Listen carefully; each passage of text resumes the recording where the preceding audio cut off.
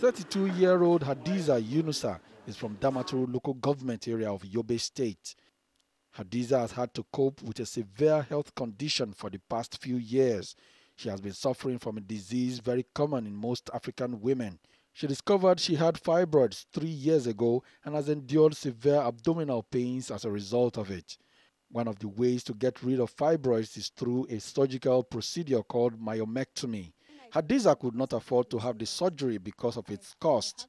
It cost about 100 to 400,000 naira to have a myomectomy in most private hospitals in Nigeria. With the introduction of the conditional grant scheme, which helped upgrade public hospitals here, Hadeeza paid just 5,000 naira to have the fibroids removed. I don't know how they paid in elsewhere, but here I paid only 5,000 naira. Many pregnant women have died from common and curable illnesses in Nigeria. However, the introduction of free healthcare delivery through the CGS in some states has drastically reduced the rate of maternal mortality in the country. Many women in Damaturu, like Hadeeza, can now have expensive surgeries free of charge. All the patients are supposed to say thank you, including myself, for this at least helping hands.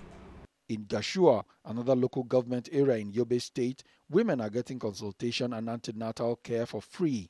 25-year-old Fatima Ibrahim tells us how the conditional grant scheme has positively impacted their lives. Fatima says she never really liked going for antenatal exams in her previous pregnancies because she has to pay a substantial amount of money.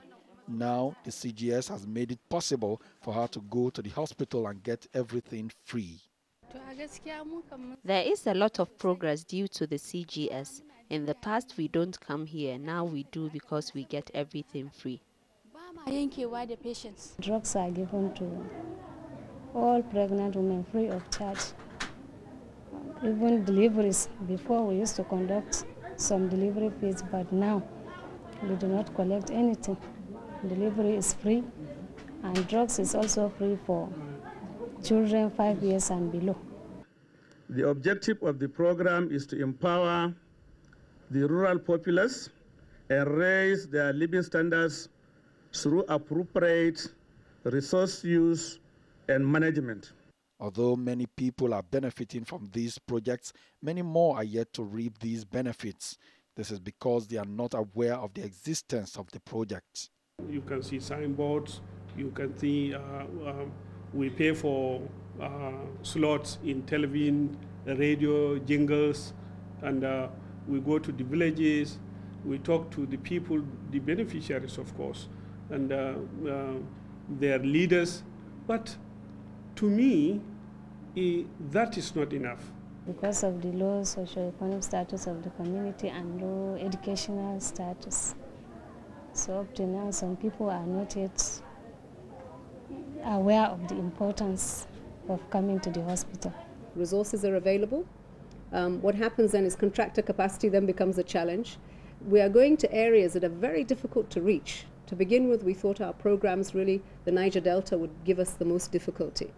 But it's not true. There are some very difficult to reach areas in Taraba, in Yobe, even in Kaduna State, Plateau. You know, they are very, very difficult to reach areas, and we've had to sort of try to respond to that in terms of contractor availability, the rates that you need to pay for labor. In some places, to get sand, you will have to use a mule to get there, a donkey to get there. It is not motorable. Nigerians, particularly those at the local level, are benefiting a lot from the MDG projects, and many believe if the likes of the conditional grant scheme can be sustained, then Nigeria will notice more progress economically. We believe that by the time you take stock of this and do the impact evaluation, you would see that there has been significant progress in the delivery of these projects to the people that need them. In the Northeast, it has been quite successful. Taraba, for instance, we visited there recently, and they've taken on some programs where, you know, quietly the governor has been achieving many steps towards the very difficult to reach areas. We've had even some of our NYSC involved in that, and they've, you know, been so surprised that there were even people in quite large numbers living in very, very isolated areas. So in Taraba, we've actually seen quite a lot of progress there. The same for Gombe on the water side, you know, access to water in some of those areas that have had challenges, and what they've been able to do with skills acquisition for youth.